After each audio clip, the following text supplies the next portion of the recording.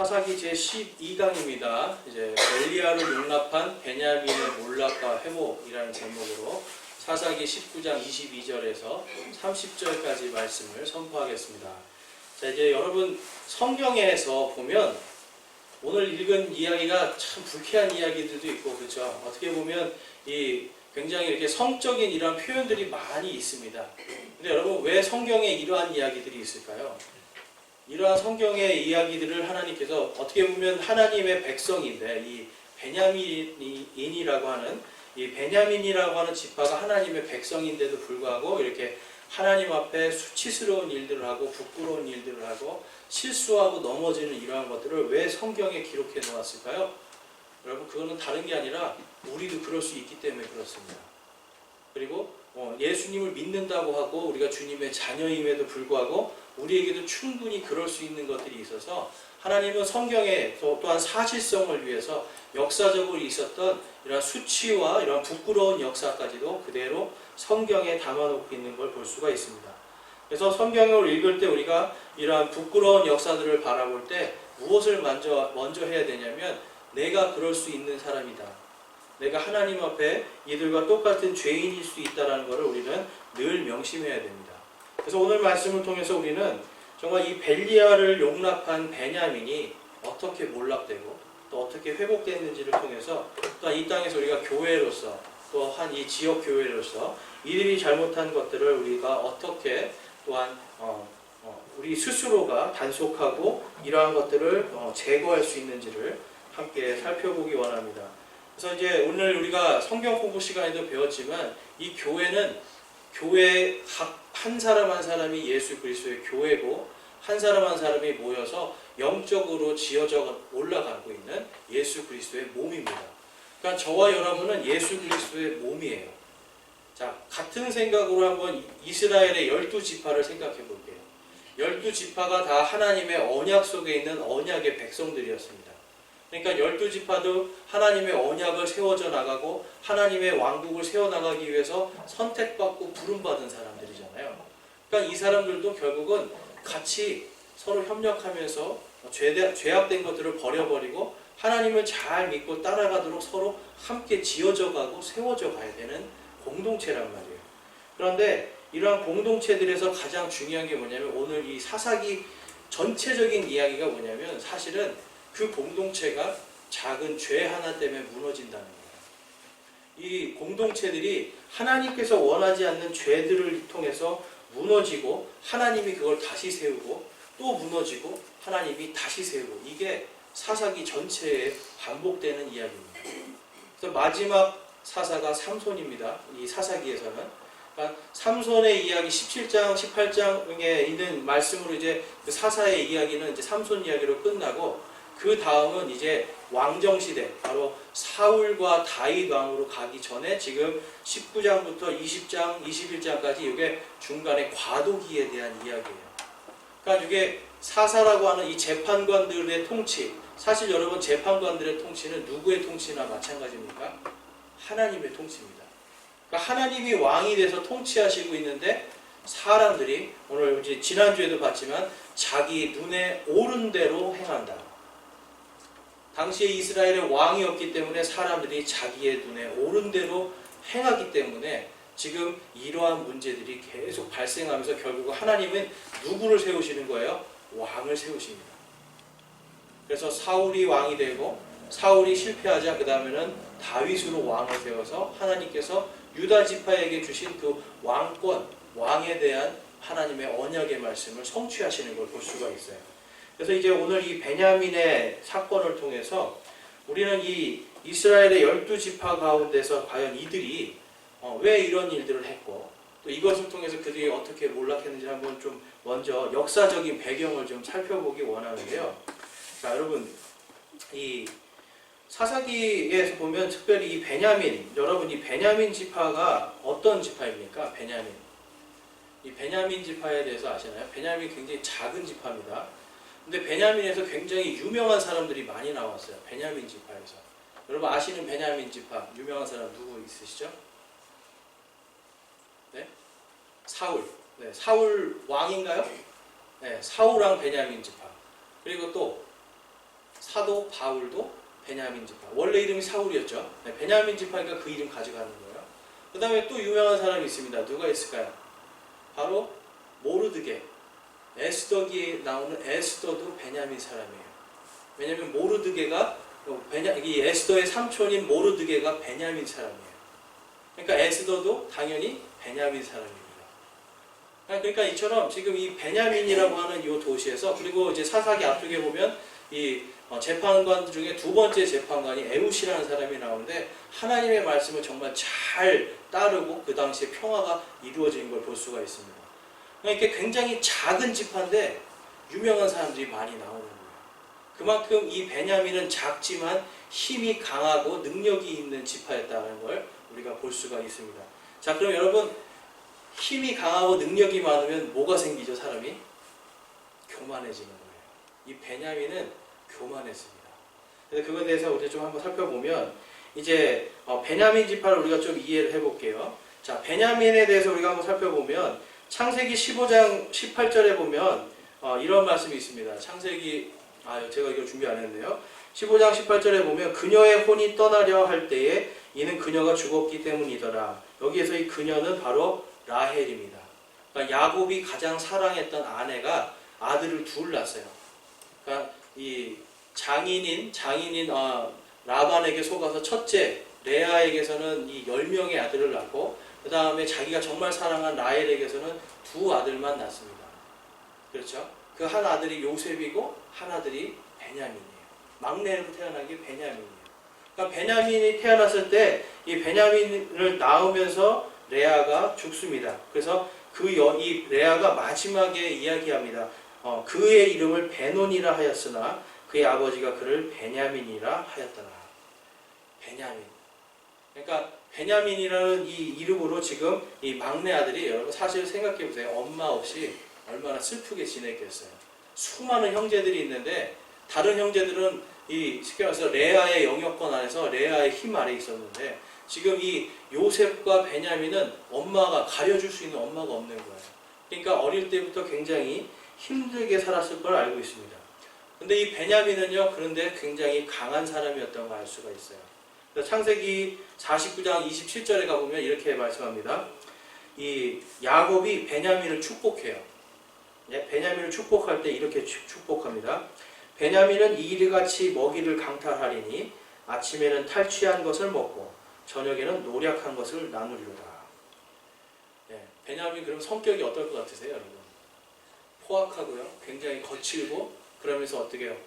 굉장히 싸움에 능한 사람이라는 겁니다. 그냥 굉장히 싸움에 능한, 그 이리와 같이 낮에도 강탈하고 밤에도 여러분 강탈하고 이런 사람이에요. 그러니까 대표적인 예로 여러분, 사도 바울이 옛날에 사울일 때 어떤 사람이었어요, 여러분?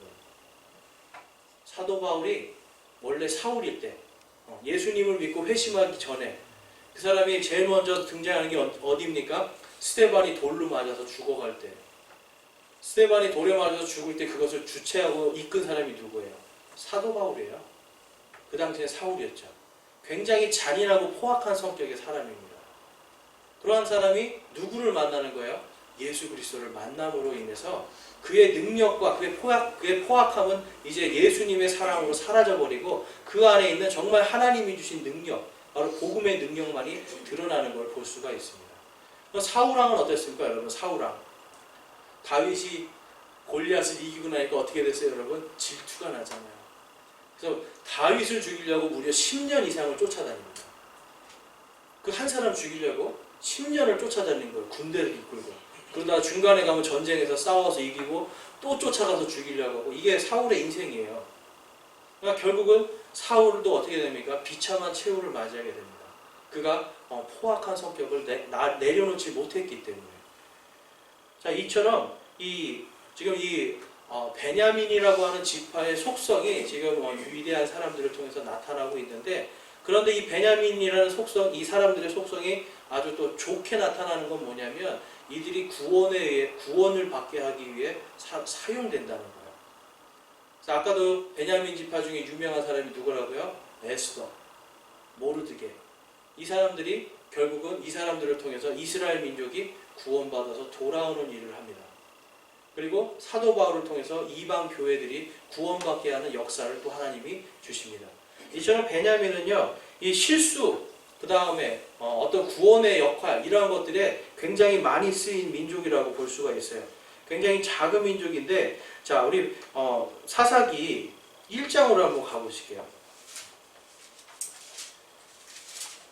이러한 기질을 갖고 있는 자들이 처음에 사사기에서 이제 어떤 역할을 하게 되냐면 21절 말씀 보겠습니다. 사사기 1장 21절입니다.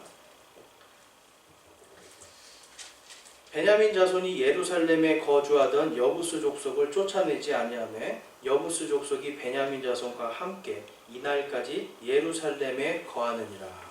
자, 최초의 지금 불순종의 자녀들이 됩니다. 그전에는 지금 하나님께서 여호수아를 통해서 가나안을 정복하라고 하는 그 정복하라는 명령을 듣고 다들 지금 목숨 걸고 싸우는데, 지금 이들은 누구를 살려주고 있는 거예요? 여부스 족속. 근데 이 여부스 족속이 있는 땅이 어디입니까, 여러분? 바로 예루살렘이에요. 가장 중요한 곳이 지금 예루살렘이고, 거기를 지금 베냐민이 점령을 했는데, 하나님께서 거기 있는 가나안 족속들을 다 진멸하고 몰아내라고 명령하셨음에도 불구하고 최초로 불순종을 하는 민족이 베냐민입니다. 왜 불순종했을까요, 여러분? 우리는 할 수 있다는 생각을 하는 거예요. 이 사람들은 워낙 싸움을 잘하는 사람들이기 때문에 여부스 족속은 굉장히 강한 족속임에도 불구하고 이들의 속국이 돼서 살아가는 걸 볼 수가 있습니다. 그러니까 지금 이 여부스 족속도 함부로 할 수 없는 것이 바로 베냐민 족속이었다라는 것을 우리가 알 수 있습니다. 그래서 이 베냐민 족속이 지금 이렇게 있는 그러한 베냐민 족속의 그 타락과 불순종이 그 다음에 다른 민족들에게 계속 전파돼요. 그래서 다른 수많은 지파들이 계속해서 하나님께 불순종하고 대적하면서 이들이 무너지고 또 하나님이 재판관들로 다시 세우고, 요게 이제 사사기의 이야기들입니다. 그러니까 여러분, 어떻게 보면 사사기의 처음에 불순종 누가 나오는 거예요? 베냐민. 그리고 그 뒤쪽에 사사기 이후에 가장 뒤쪽에서도 지금 베냐민의 불순종에 대해서 하나님이 말씀하고 경고하고 있는 것을 볼 수가 있습니다. 그러니까 이처럼 이 베냐민이라는 이 지파가 굉장히 작은 지파였음에도 불구하고 영향력이 굉장히 강한 지파였다는 것을 우리가 알 수 있습니다. 근데 이제 오늘 이야기로 다시 돌아가서 19장으로 가보시면, 이제 19장은 어떤 일들이 일어나냐면 바로 이 베냐민 지역에서 일어나는 한 레위인의 이야기입니다. 근데 이제 18장 한번 가보실게요. 자, 18장에서는 이제 이 단지파에 대해서 나옵니다. 18장 31절에 하나님께서 이런 단서를 주세요. 단 자손이 그 새긴 형상을 세웠으며 므낫세의 자손이요 게르솜의 아들인 요나단과 그의 아들들은 그 땅에 포로로 사로잡혀 가는 날까지 단지파의 제사장이 되니라. 지금 어떤 일이 일어나냐면, 여러분, 제사장은 누구만 될 수 있다고 제가 말씀드렸죠? 레위인, 그리고 아론의 자손들만 할 수 있었어요. 그런데 지금 여기 누가 제사장이 됐어요?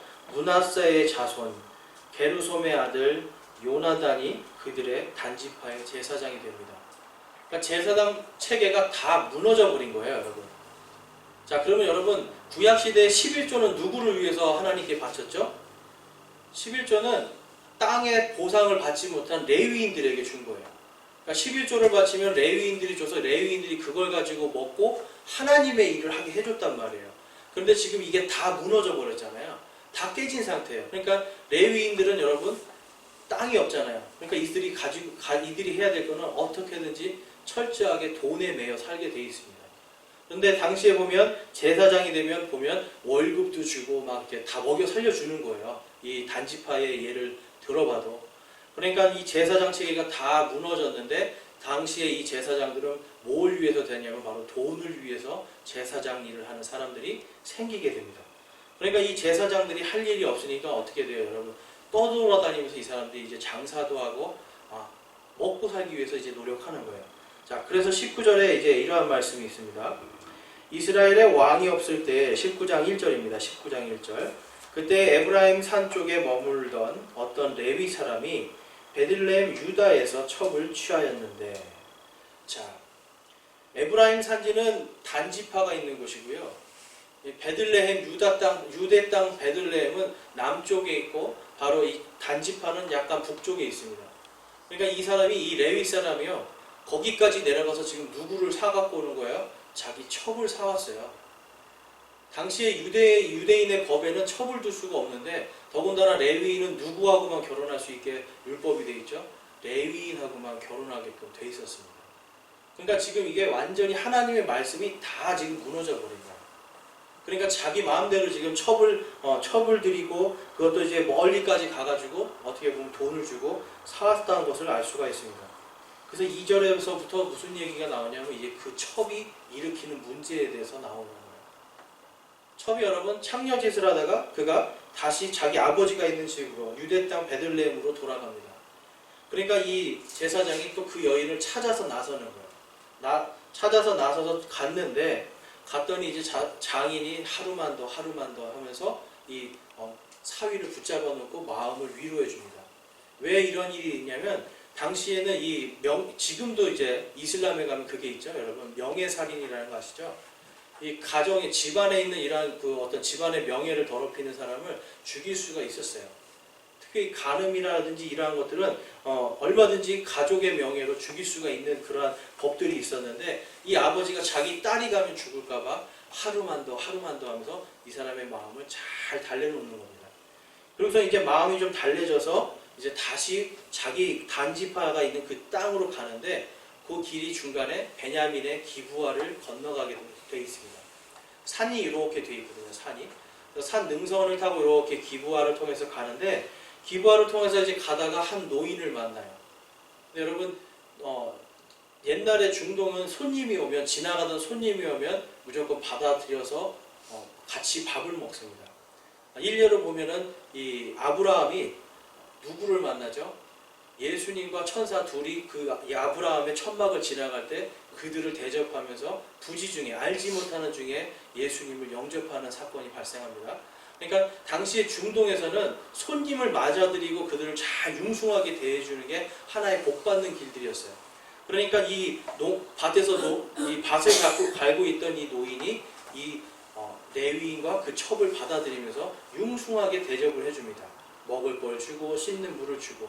그래서 이들이 평안하게 있는데 오늘 말씀 22절에 문제가 이제 발생하는 겁니다. 거기 보면 이제 그들이 마음을 즐겁게 할 때 보라 그 도시의 사람들 곧 벨리알의 어떤 아들들이 그 집을 애워싸고 문을 두들기며 집주인 노인에게 말하여 이르기를 내 집에 들어온 남자를 끌어내라 우리가 그를 알리라 라고 이렇게 말하고 있습니다. 이게 제가 뭐라고 그랬죠? 이게 바로 이 동성애에 대한 이 이야기예요. 그러니까 벨리알의 자손들이 지금 여기 와서 그 남자를 내놓으라. 남자들이 와서 남자를 내놓으라 그러고 내가 그를 알리라 라고 하는 것이 바로 이 동성애를 우리가 하겠다라는 뜻인데 벨리알이라는 뜻이 뭐냐면 남색하는 신입니다. 그러니까 벨리알이라는 뜻 자체가 남색하는 신 그리고 무익한 자, 악마 이런 뜻을 갖고 있어요. 그래서 이 벨리알의 아들들이 바로 우상 숭배와 동성애에 빠진 이 베냐민 족속 중에 있었다라는 거예요. 근데 여러분 성경에서 이 레위기에도 가보면 동성애하는 자들을 어떻게 하라고 말씀하고 있어요? 하나님이 그들을 미워하기 때문에 가증스럽게 여기기 때문에 죽이라라고 이야기합니다. 왜 그럴까요 여러분? 그들을 미워서가 아니라 그 작은 하나의 누룩이 온 덩어리를 뜨게 만들어서 전체가 다 죄악 속에 빠지는 것을 막기 위해서 그걸 한 거예요.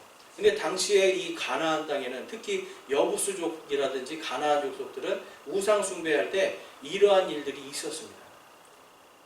그러니까 이 큰 신전 안에서 그러한 엄청난 음행들이 있었어요. 그러니까 하나님이 그 음행들을 하지 못하게 다 씨를 말리라고 했던 거였어요. 그런데 베냐민은 어떻게 했죠? 여부수 족속을 감싸 안고 그들을 보호해 줍니다. 그러니까 여러분 심지어는 이런 일까지 하고 있는 거예요. 그래서 이제 이 일 때문에 어떻게 됩니까? 그 첩이 결국은 이들에게 능욕을 당하고 죽임을 당하는 거예요. 그래서 이 레위 사람이 너무 화가 나가지고 이 첩을 12조각으로 내서 각 지파에게 보내서 이스라엘의 출애굽 이후에 이집트에서 탈출한 이후에 이렇게 악한 짓이 없었다라고 해서 각 모든 족속들에게 보내서 그 다음에 열리는 게 바로 20장에서 나오는 미스바 회의입니다. 미스바의 이제 전체 이 족속들이 다 모여서 그럼 우리가 이 베냐민을 어떻게 할까라고 지금 고민하고 회의하는 그 내용이 20장에서 나옵니다. 그래가지고 여기서 보면 자 20장 13절 한번 볼게요.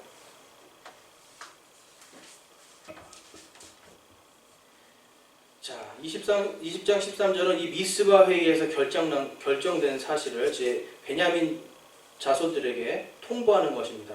그런즉 이제 기브아에 있는 자들 곧 벨리알의 자손들을 우리에게 넘겨주어 우리가 그들을 죽여서 이스라엘에서 악을 제거하게 하라 하였으나 베냐민 자손이 자기 형제 이스라엘의 음성에 귀를 기울이려 하지 아니하고. 베냐민은요 사사기 1장에서도 하나님의 명령에 불순종했잖아요. 근데 심지어는 하나님의 이 총회라고 부르는 하나님의 거룩한 총회라고 부르는 이 족속들의 회의에서 난 결정도 이들은 무시를 합니다. 그러면서 오히려 누구를 감싸고 있는 거예요, 여러분? 벨리알의 아들들을 감싸고 있는 거예요. 그러자 이제 이 이스라엘 안에 내전이 일어납니다. 내전이 일어나서 그 밑에 15절에 보면 그때 도시에서 나온 베냐민 자손의 수는 칼을 뺀 자가 26,000명이요 그 외에 기부와 거주민 중에서 택하여 계수된 자가 700명이더라. 그래서 이 700명이 왼손잡이다 이렇게까지 나오고 17장에 보면 베냐민 외에 칼을 뺀 이스라엘 사람의 수는 40만 명이었는데 이들은 다 전사더라라고 말씀합니다. 그러니까 지금 26,700명 베냐민의 숫자는 26,700이고 이스라엘 연합군은 지금 40만 명이에요. 자, 여러분이 볼 때는 이렇게 하면 누가 이겨야 되는 게 정상입니까? 당연히 40만이 이기는 거죠. 근데 더군다나 전사라고 했잖아요. 그런데 전쟁을 했더니 이틀 동안의 결과는 처참한 패배였습니다. 베냐민은 이틀 동안에 약 3만 명의 사람들을 죽입니다. 그러면서 아주 이제 승리에 취해 있는 거죠. 그러니까 이제 이스라엘 연합군의 이 사람들이 하나님께 간청하는 거예요. 도대체 우리가 이들을 더 쳐야 됩니까? 어떻게 해야 됩니까? 그런데 하나님께서 올라가라 명령하시는 거예요. 그들을 쳐라 이렇게 명령하십니다. 그래서 결국은 전쟁을 한 결과 여러분 베냐민은 사실 벨리알만 내주면 되는 거였어요. 벨리알의 아들들만 내주면 되는데 그들을 감싼 것 때문에 그들의 그 26,700명이 다 죽고 600명만 남게 됩니다.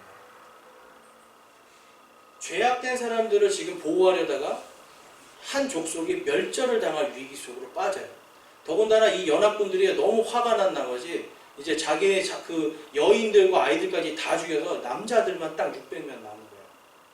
그래서 이 족속 자체가 멸족의 위기에 빠지는 것을 볼 수가 있습니다. 그래서 21장 1절에서 4절 보시면 이제 그거를 후회하는 미스바 회의에서 이러한 얘기가 나오는 겁니다. 이제 이스라엘 사람들이 미스바에서 맹세하여 이르기를 우리 중에서 아무도 자기 딸을 베냐민에게 아내로 주지 아니하리라 하였더라. 백성이 하나님의 집에 이르러 거기서 저녁 때까지 하나님 앞에 머무르며 소리를 높여 심히 슬프게 울고는 이르되 오 주 이스라엘의 하나님이여 어찌하여 이스라엘 안에서 이 일 곧 오늘 이스라엘 안에서 한 지파가 없어지는 일이 생기게 되었나이까 하였더라. 다음 날에 백성이 일찍 일어나 거기에 한 제단을 쌓고 번제물과 화평 헌물을 드렸더라. 번제물과 화평 헌물을 왜 드렸을까요? 하나님 우리의 맹세를 거두어 주십시오라고 올린 거예요. 자기들이 전쟁에서 다 죽이고 나서 딱 봤더니 지금 베냐민 족속이 여자가 하나도 없는 거예요. 그럼 어떻게 됩니까, 여러분? 남자만 있으면 몇 년 안에 다 멸족해버리는 거예요. 그러니까 이들이 그거를 굉장히 심히 슬퍼하면서 하나님께 간구하는 겁니다. 하나님 어떻게 하면 우리의 맹세가 무효가 될 수 있을까요? 하나님 이걸 취소할 수 있는 방법을 주십시오라고 해서 번제헌물과 화평헌물을 드리는 걸 볼 수가 있습니다. 그랬더니 하나님께서는 그 야벳 길르앗이라고 하는 그곳에 있는 이 한 족속이 불순종한 것을 빌미삼아 그들의 남자들을 죽이고 여자만 400명을 남겨서 바로 베냐민을 주고 베냐민이 그걸 통해서 다시 회복을 하게 됩니다. 자, 여러분 오늘 이 말씀이 지금 오늘날 우리에게 이제 적용을 할 수 있는 부분들이 많이 있습니다. 첫째는 뭐냐면 우리 교회 안에 순수성이 작은 죄 하나가 그 죄된 작은 것 하나를 감싸려다가 멸망할 수 있다라는 거예요. 누가복음 17장에 가보면 이런 말씀이 있습니다. 누가복음 17장 25절에 가보면 그러나 그가 반드시 먼저 많은 일들로 고난을 당하고 이 세대에게 버림을 받아야 하리라. 노아의 날들에 이루어진 것 같이 사람의 아들의 날들에도 그러하리라. 지금 예수님께서 마지막 때가 노아의 날과 같을 거다라고 말씀하세요. 그 다음에 누가복음 17장 28절에 보면 마찬가지로 롯의 날에도 그와 같았으니 그들이 먹고 마시고 사고 팔고 심고 건축하였으되 롯이 소돔에서 나간 바로 그날에 하늘로부터 불과 유황이 비오듯이 내려 그들을 다 멸하였느니라 라고 말씀합니다. 그러면서 사람의 아들이 나타나는 날에도 그와 같으리라. 예수님께서 다시 오실 때 이 땅이 마치 노아의 날들과 롯의 날들과 같이 될 거다.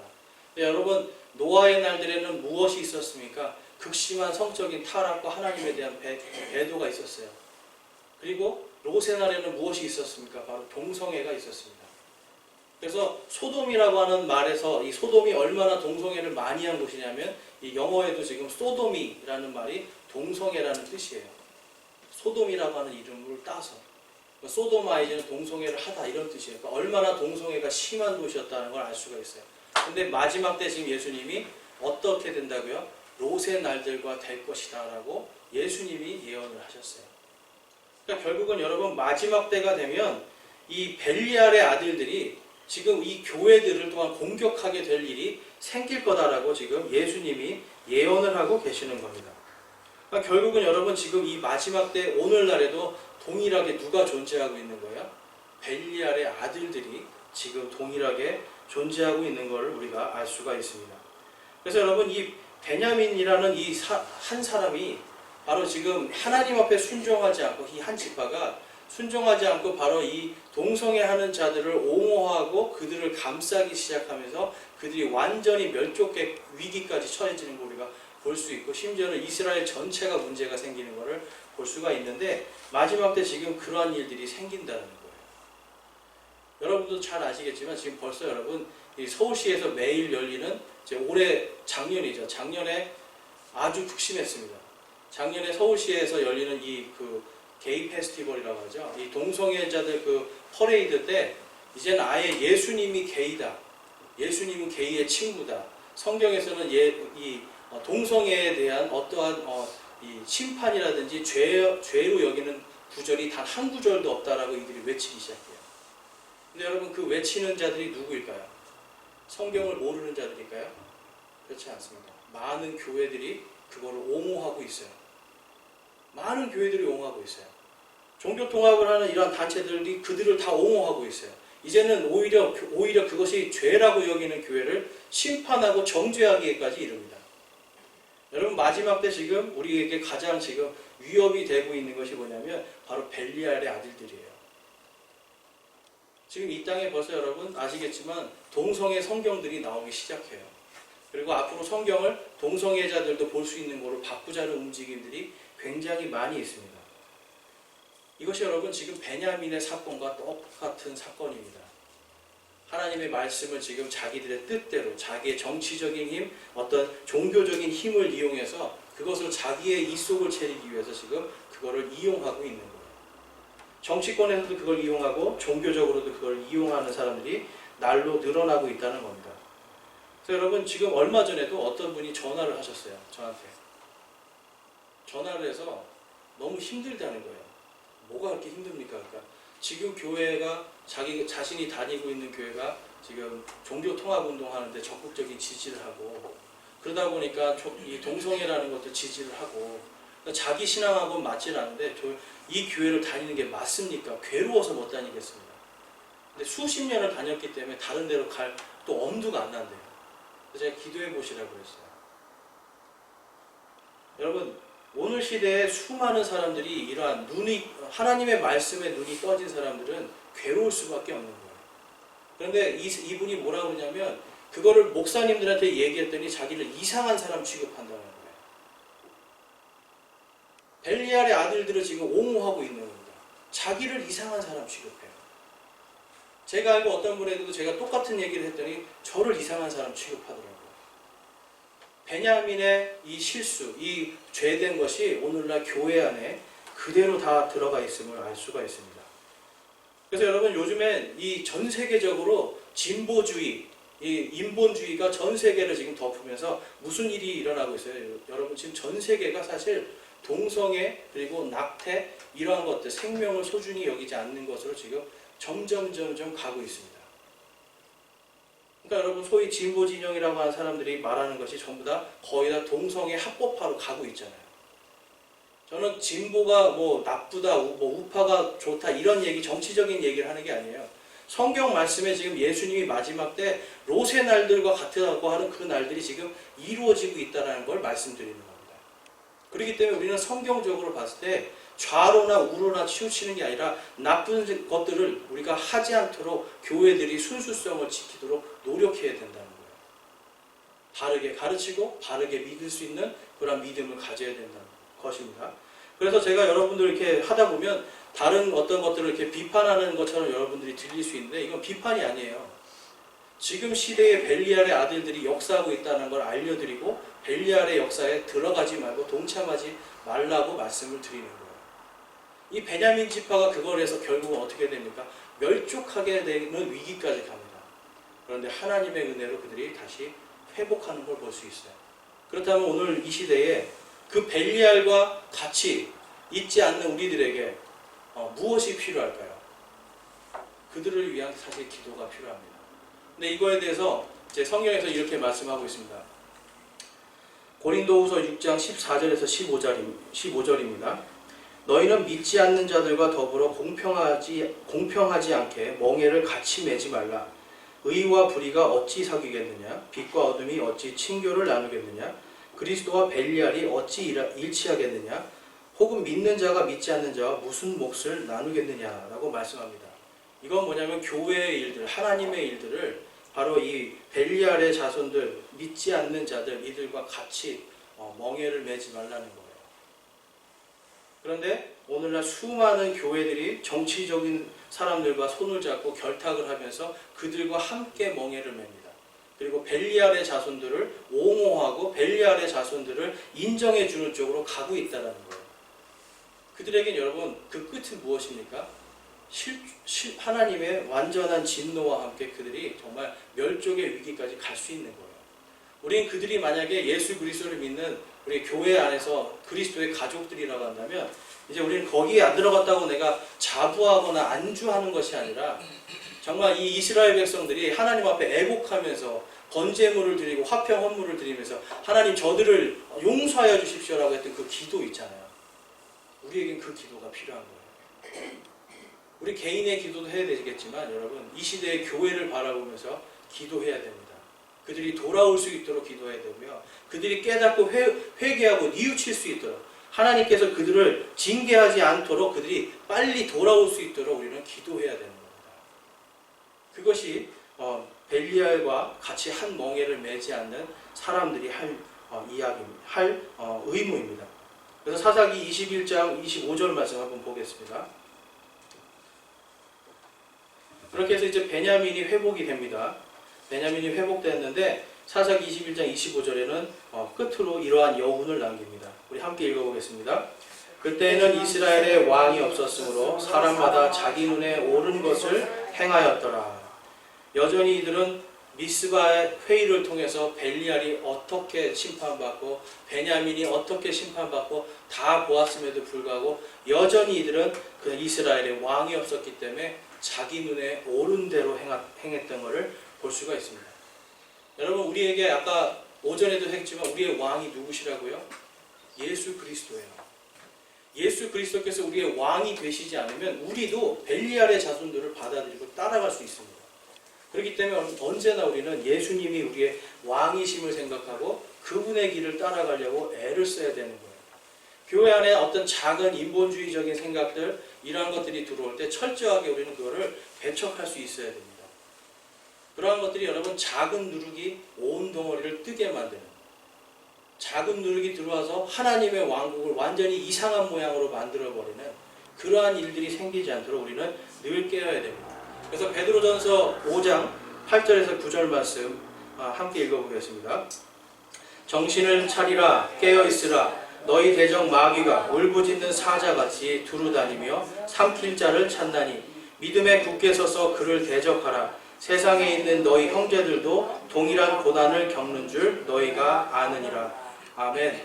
여러분, 오늘날 수많은 믿음의 형제들이 바로 이 동성애를 반대하는 것 때문에 고난 당하고 있습니다. 이제 여러분, 이게 정치적으로 교회에 실질적으로 이제 역사하고 영향력을 끼칠 일입니다. 앞으로. 지금 우리는 안 한다고 해서 여러분, 우리는 괜찮다가 아닙니다. 이제 우리의 다음 세대들은 여기에서 벗어날 수가 없습니다. 차별금지법이라든지 헤이트로라든지 이러한 것들이 이제 되면 여러분, 설교할 때 지금 오늘 제가 하는 설교 있잖아요. 정부에다가 보고해야 돼요. 보고하고 하라고 하면 하고 하지 말면 못하는 거예요. 하나님의 말씀을 여러분, 심지어는 어떤 곳에서는 동성애에 대한 이러한 자들이 하나님의 왕국을 상속받지 못한다라고 하는 그 구조를 읽었다고 잡혀 들어가는 거예요. 이러한 일들이 이제 여러분, 이 영적인 전쟁이 여러분 보이지 않는 영적인 전쟁입니까? 이제는 여러분 실질적으로 우리 옆에 육체적으로 실제적으로 우리가 받아야 되는 고난과 핍박이 이제 다가오고 있는 거예요. 이 일이 굉장히 빠르게 진행될 겁니다. 그렇기 때문에 여러분, 우리 안에서 이러한 것들을 정말 이 베냐민처럼 벨리알의 그런 아들들을 옹호하거나 그 벨리알의 아들들을 쫓아가거나 하는 이러한 사람들에게서 나와야 되고 그들과 멍에를 같이 매지 말아야 되고요. 정말 말씀처럼 그들에게 한두 번 권했다가 듣지 않을 때는 이단이나 이교도들처럼 취급해버리고 아예 관계를 끊어버리는 게 오히려 좋은 겁니다. 교회는요, 여러분, 마지막 때 우리 지체 안에서는 연합해야 되지만 벨리알의 자손들과는 연합해서는 안 되는 겁니다. 그것은 그 일이 있을 때 반드시 베냐민과 같이 몰락의 길을 걸을 수밖에 없다는 것을 오늘 이 사사기에서 마지막에 알려주고 있는 겁니다. 오늘 여러분, 이 사사기 말씀을 통해서 여러분 정말 정신을 차리고 깨어서 우리 안에 있는 정말 우리도 모르게 들어오는 이 벨리알의 이러한 교리들, 이러한 것들을 주의하시고 마귀와 대적해서 싸우시고 우리 다음 세대가 정말 이 믿음의 전투, 영적인 전투가 이제 실질적으로 오거든요. 이거를 잘 할 수 있도록 준비시키는 데 앞장서는 저와 여러분이 되시기를 주님의 이름으로 축원합니다.